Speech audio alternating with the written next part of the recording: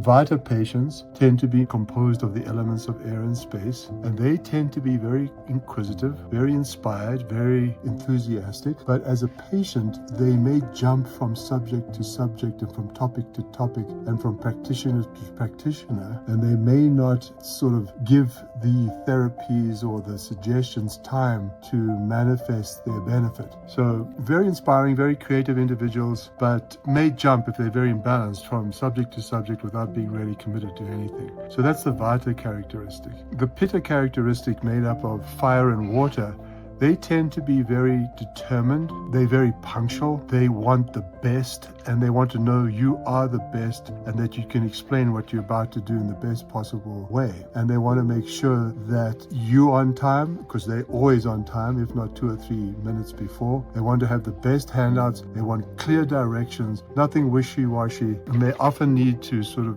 balance their dosha by cooling the fire element and learning cooling techniques, if you will, like eating not hot spicy foods, but sort of cool cucumber soup and things of that nature. The kapha individual, made up of earth and water, tends to be dominated by a tendency to stagnation of body fluids, slight lethargy, and they tend to be not as energetic. The vatas are energy bunnies. They're very, very motivated, very, very energetic. Pittas are very determined. The quality of a kapha patient, they're very loyal, but they often don't do much.